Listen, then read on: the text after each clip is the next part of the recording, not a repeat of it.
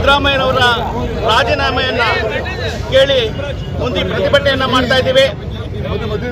ಈ ಪ್ರತಿಭಟನೆಯಲ್ಲಿ ಸಿದ್ದರಾಮಯ್ಯನವರು ಏನು ದಲಿತರ ಜವರ ಉರ್ಫ್ ನಿಂಗ ಅವ್ರನ್ನ ಜಮೀನನ್ನ ಡಿನೋಟಿಫೈಡ್ ಮಾಡಿ ಅವರ ಬಾಮೈದನ್ನು ಬರೆಸಿ ಅವ್ರ ಬಾಮೈದಿಂದ ಅವ್ರ ಹೆಂಡತಿಗೆ ಅರ್ಶಿನ ಕುಂಕುಮ ಥರ ತಗೊಳ್ತಾರೆ. ಅಂದರೆ ಕುಂಕುಮಕ್ಕೆ ಬೆಲೆ ಇಲ್ಲ ಅಂತ ಮಾತಾಡೋರು ಅರ್ಶಿನ ಕುಂಕುಮಕ್ಕೆ ಆಸ್ತಿನ ತಗೊಳ್ತಾರೆ.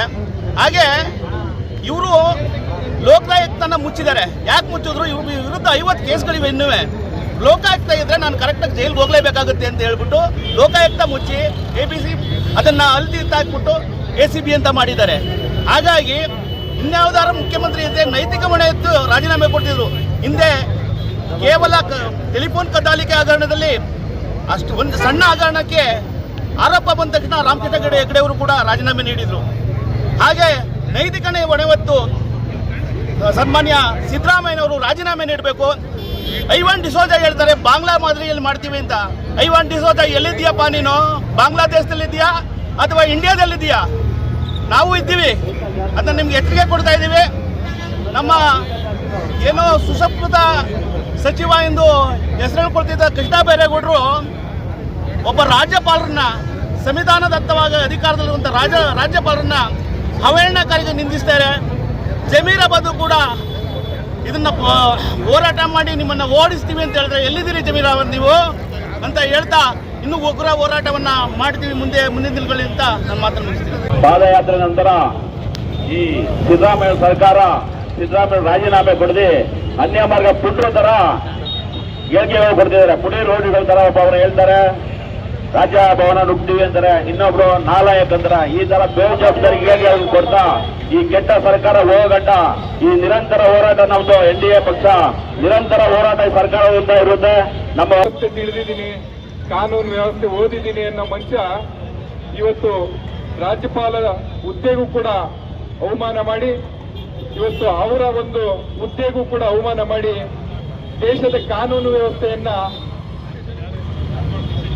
ಚಿತ್ರ ಮಾಡುವಂತ ಕೆಲಸವನ್ನ ಸಿದ್ದರಾಮಯ್ಯವರು ಮತ್ತೆ ಅವರ ಸರ್ಕಾರ ಮಾಡ್ತಾ ಇದೆ. ಇವತ್ತು ಯಾವುದೇ ಒಂದು ಕೆಲಸ ತಗೊಳ್ಳಿ, ಒಂದು ಸಮರ್ಥನೆ ಕೊಡುವಂತ ಒಂದು ಕೆಲಸಕ್ಕೆ ಕಾಂಗ್ರೆಸ್ ಸರ್ಕಾರ ಕೈ ಆಗ್ತಾ ಇದೆ.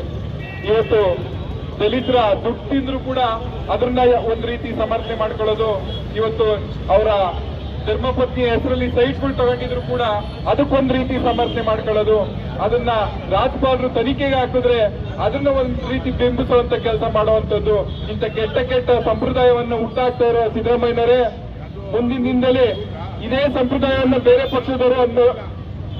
ಪಕ್ಷದವರು ಕೂಡ ಅನುಸರಿಸ್ತಾರೆ. ಇವತ್ತು ಕಾನೂನು ವ್ಯವಸ್ಥೆ ಅನ್ನೋದು ಬಡವರಿಗೂ ಒಂದೇ, ಅಧಿಕಾರದಲ್ಲಿ ಇರೋರ್ಗೂ ಒಂದೇ, ಎಲ್ಲರಿಗೂ ಒಂದೇ ಅನ್ನೋಂಥ ತಾವೆಲ್ಲರೂ ಕೂಡ ಗಮನ ಹರಿಸಬೇಕಾಗುತ್ತೆ. ಇದೇ ಯಡಿಯೂರಪ್ಪಾಜಿ ಅವರು ಅವ್ರ ಮೇಲೆ ಬಂದಂತ ಒಂದು ಕಳಂಕನ ಅವ್ರು ನಿವಾರಣೆ ಮಾಡಬೇಕು ಅಂತ ಹೇಳಿ ರಾಜೀನಾಮೆ ಕೊಟ್ರು. ಅಂದ್ರೆ ಒಬ್ಬ ರಾಜಕೀಯ ವ್ಯಕ್ತಿಗೆ ತನ್ನ ನೈತಿಕತೆಯನ್ನ ತೋರಿಸಬೇಕಾಗಿರೋದು ಒಬ್ಬ ರಾಜಕೀಯ ವ್ಯಕ್ತಿ. ನೀವು ಈ ರಾಜ್ಯದ ಮುಖ್ಯಮಂತ್ರಿ ಆಗಿದ್ದೀರಿ, ಎಲ್ಲರಿಗೂ ಹೇಳ್ಕೊಡ್ಬೇಕಾಗಿರುವಂತ ವ್ಯಕ್ತಿಗಳು. ನೀವು ಸುಮಾರು 40-45 ವರ್ಷ ರಾಜಕೀಯ ಜೀವನ ಅನುಭವಿಸಿದ್ರು ಕೂಡ ಇವತ್ತು ನಿಮ್ಮ ಮೇಲೆ ಬಂದಿರುವಂತ ಕಳಂಕವನ್ನ ಎತ್ತಿ ನೀವು ರಾಜೀನಾಮೆ ಕೊಡಬೇಕಾಗಿತ್ತು. ಇವತ್ತು ನಿಮ್ಮ ಬಂಡತನದಿಂದ ಇವತ್ತು ರಾಜ್ಯದ ಕಳಂಕವನ್ನ ನಿಮ್ಮದೇ ಮಿತ್ರ ಪಕ್ಷವಾದಂತ TMCನೂ ಕೂಡ ನಿಮ್ಮನ್ನ ಕೇಳ್ತಾ ಇದೆ, ರಾಜೀನಾಮೆ ಕೇಳ್ತೀರಾ ಅಂತ ರಾಹುಲ್ ಗಾಂಧಿ ಅವ್ರನ್ನ ಕೇಳ್ತಾ ಇದೆ. ಬಂಧುಗಳೇ, ಇವರು ಯಾವ ಮಟ್ಟಕ್ಕೆ ಹೋಗಿದ್ದಾರೆ ಅಂದ್ರೆ ಅಧಿಕಾರ ವರ್ಗವನ್ನು ಕೂಡ ಅವರ ತೆಕ್ಕೆಗೆ ಹಾಕೊಂಡು ಅವ್ರು ಹೇಳ್ದಂಗೆ ಕೇಳಬೇಕು, ಅವ್ರಿಗೆ ತಕ್ಕನಾಗಿ ಕೆಲಸವನ್ನ ಮಾಡಬೇಕು ಅನ್ನೋ ಒಂದು ವಿಚಾರದಲ್ಲಿ ಇವತ್ತು ಅಧಿಕಾರ ವರ್ಗವನ್ನು ಕೂಡ ಎದುರಿಸಿ ಬದರಿಸಿ ಟ್ರಾನ್ಸ್ಫರ್ ಮಾಡ್ತೀವಿ, ಅದ್ ಮಾಡ್ತೀವಿ, ಇದ್ ಮಾಡ್ತೀವಿ ಅಂತ ಹೇಳಿ ಅವ್ರನ್ನೂ ಕೂಡ ಬಾಯಿ ಮುಚ್ಚುವಂತ ಕೆಲಸವನ್ನ ಮಾಡ್ತಾ ಇದೆ. ಇವತ್ತು ಕುಮಾರಸ್ವಾಮಿ ಅವರ ವಿರುದ್ಧನೂ ಕೂಡ FIR ಮಾಡ್ತೀವಿ, ಬಂಧಿಸುವಂತ ಸಮಯ ಬಂದ್ರೆ ಬಂಧಿಸ್ತೀವಿ ಅನ್ನೋ ಮಟ್ಟಕ್ಕೆ ಇವ್ರು ಹೋಯ್ತಾರೆ. ಅಂದ್ರೆ ಇವರು ಸರ್ಕಾರ ಮಾಡಕ್ ಬಂದಿಲ್ಲ, ದೇಶದ ರಾಜಕೀಯನ ಮಾಡಬೇಕು. ದೇಶದಲ್ಲಿ ಯಾರು ನಮ್ಮ ಆಪೋಸಿಟ್ ಬರ್ತಾರೋ ಅವ್ರನ್ನ ತುಳಿಬೇಕು, ಅವ್ರನ್ನ ಜೈಲಿಗಟ್ಟಬೇಕು, ಅವ್ರನ್ನ ಅಧಿಕಾರದಿಂದ ಕೆಳಗಿಳಿಸಬೇಕು ಅನ್ನೋ ಒಂದು ಮಟ್ಟಕ್ಕೋಸ್ಕರ ಇವತ್ತು ಅವ್ರನ್ನ ಎದುರಿಸುವಂತ ಕೆಲಸವನ್ನ ಮಾಡ್ತಾ ಇದೆ ಆಪೋಸಿಟ್ ಅವ್ರನ್ನ. ಇವ್ರು ಮಾಡ್ಕೊ ಬಂದಿರೋದು ಒಂದೇ, ಪಂಚಾಯಿತಿ ಲೆವೆಲ್ ಅಲ್ಲಿ ಏನ್ ಜನಗಳನ್ನ ಎದುರಿಸೋದು, FIR ಹಾಕ್ಸೋದು, ಅವ್ರನ್ನ ಎದುರಿಸೋದು. ಈ ಮಟ್ಟದ ರಾಜಕೀಯವನ್ನ ಇವತ್ತು ರಾಜ್ಯ ಮಟ್ಟದಲ್ಲಿ ನಡೆಸ್ತಾ ಇದ್ದಾರೆ ಅಂದ್ರೆ ಇವತ್ತು ಜನ ಯೋಚನೆ ಮಾಡಬೇಕಾಗುತ್ತೆ. ಇಂಥ ಕೆಟ್ಟ ಸರ್ಕಾರ ಇವತ್ತು ಈ ಭಾಗ್ಯಗಳು ಕೊಡ್ತೀವಿ ಅಂತ ಹೇಳಿ ಯಾವ ಭಾಗ್ಯವನ್ನು ಕೂಡ ಪರಿಪೂರ್ಣ ಮಾಡದೇ ಹೋಗ್ತಾ ಇತ್ತು. ಇವತ್ತು ಲೋಕ ಏನಿವತ್ತು ರಾಜ್ಯಾದ್ಯಂತ ಒಂದು ಹೋರಾಟವನ್ನು ನಡೀತಾ ಇದೆ. ಅದೇ ರೀತಿ ರಾಮನಗರದಲ್ಲೂ ರಾಮನಗರ ಜಿಲ್ಲಾ ಅಧ್ಯಕ್ಷರ ನೇತೃತ್ವದಲ್ಲಿ ಒಂದು ಹೋರಾಟವನ್ನು ಹಮ್ಮಿಕೊಂಡಿದ್ದೀವಿ. ಇವತ್ತು ಅವಹೇಳನಕರ ಭಾಷೆಯನ್ನು ಉಪಯೋಗಿಸಿ ಡಿಸೋಜ ಮತ್ತೆ ಜಮೀರ್ ಮಹತೋ ಇನ್ನ ಬೈರೇಗೌಡರು ಸುಮಾರು ಜನ ಅವಹೇಳನದ ಮಾತನ್ನ ಉಪಯೋಗಿಸಿದ್ದಾರೆ. ನಿಮಗೆ ಘನತೆ ಗೌರವ ಇಲ್ಲ. ಯಾಕೆಂದ್ರೆ ಸಂವಿಧಾನದ ವಿಚಾರನೇ ತಿಳ್ಕೊಂಡಿಲ್ಲ ನೀವು. ಒಬ್ಬ ರಾಜ್ಯಪಾಲರಂದ್ರೆ ಈ ರಾಜ್ಯಕ್ಕೆ ಒಬ್ಬ ಗೌರವಾದ ವ್ಯಕ್ತಿ, ಮುಖ್ಯಮಂತ್ರಿಗಿಂತ ಹೆಚ್ಚಾಗಿ ಒಬ್ಬ ಗೌರವಾದಂತ ವ್ಯಕ್ತಿ. ಮೊದಲನೇ ಪ್ರಜೆಗೆ ನೀವು ಅವಮಾನ ಮಾಡಿದ್ರಿ. ನೀವು ಈ ರಾಜ್ಯದಲ್ಲಿ ಇರೋದಕ್ಕೂ ಲಾಯಕ್ಕಿಲ್ಲ. ಈ ರಾಜ್ಯದಲ್ಲಿ ನೈತಿಕತೆ ಇದ್ರೆ ಇವತ್ತು ನೀವು ರಾಜೀನಾಮೆ ಕೊಟ್ಟು ಹೋಗ್ಬೇಕು. ವಿಶೇಷ ನೀವು ಯಾರು ಇವರೇ ಒಬ್ಬ ಈ ಪ್ರತಿಭಟನೆ ಸತ್ಯವಾದ ಪ್ರತಿಭಟನೆ, ಇದು ರಾಜಕೀಯ ಪೂರಿತವಾಗಿ ಪ್ರತಿಭಟನೆ ಅಲ್ಲ ಸ್ನೇಹಿತರೆ. ಯಾಕೆ ಅಂತಂದ್ರೆ ಇದು ದಲಿತರ ಕಪ್ಪಾಳಿಕೆ, ದಲಿತರ ನೋವು ಆಗಿರಂತ ನೋವಿನ ಪ್ರತಿಭಟನೆ ಇದು. 2001ರಲ್ಲಿ ಸೈನ್ಯ ಹಂಚಿದ್ದಾರೆ. ಅದನ್ನ 2004ರಲ್ಲಿ ಪಾರ್ವತಿಯವರು ಮುಖ್ಯಮಂತ್ರಿ ಸಿದ್ದರಾಮಯ್ಯ ಹೆಂಗರು ಮತ್ತೆ ವಿಜಯನಗರದಲ್ಲಿ ನಮಗೆ ಸ್ಟ್ರೈಕ್ ಕೊಡಿ ಅಂತ ಹೇಳಿ ತಿರುಗಾಡಿಸಿ ಹಾಕಿದ್ದಾರೆ.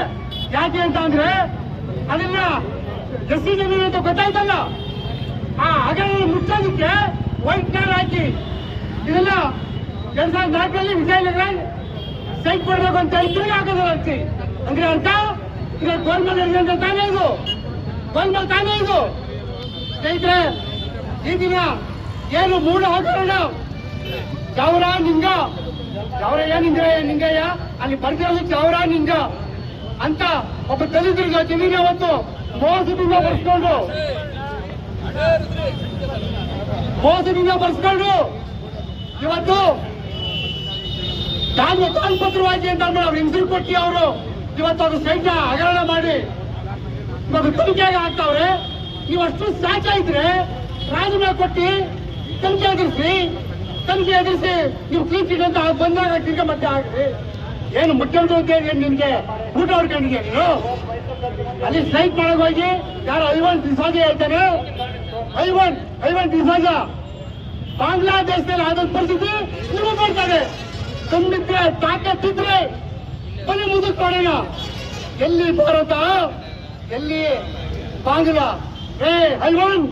ಐವನ್ ಡಿಸಾಜ ನಿನ್ನ ಬಹಳ ಎಚ್ಚರಿಕೆ ಕೊಡ್ತಾ ಇದ್ರು. ನೀನು ಆ ಕಿಚ್ಚು ಬೈರೆಗಳು ಇರ್ಬೋದು, ಅಲ್ಲಿ ಮಾತಾಡುವಂತ ಯಾರೇ ಇರ್ಬೋದು, ದೇಶದ ವಿರೋಧಿ ಚಟುವಟಿಕೆಗಳು ಮಾಡ್ತಾ ಇದ್ರ ನೀವು ಏನು ಭಾರತೀಯ ನಾಗರಿಕರು ಭಾರತೀಯರು ಏನ್ ತಿಳ್ಕೊಂಡಿದ್ರು ನೀವು?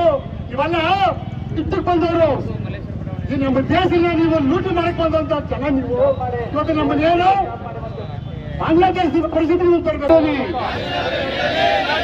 ಭ್ರಷ್ಟ ಮುಖ್ಯಮಂತ್ರಿ ಸಿದ್ದರಾಮಯ್ಯ ರಾಜೀನಾಮೆ ನೀಡಲಿ. ಗೌಡ ಹಗರಣದಲ್ಲಿ ಸಿಲುಕಿರುವ ಭ್ರಷ್ಟ ಮುಖ್ಯಮಂತ್ರಿ ಸಿದ್ದರಾಮಯ್ಯನ ರಾಜೀನಾಮೆ ಬೇಕೇ ಬೇಕು. ಭ್ರಷ್ಟ ಮುಖ್ಯಮಂತ್ರಿ ಸಿದ್ದರಾಮಯ್ಯನ ರಾಜೀನಾಮೆ. ಗೌಡ ಹಗರಣದಲ್ಲಿ ಸಿಲುಕಿರುವ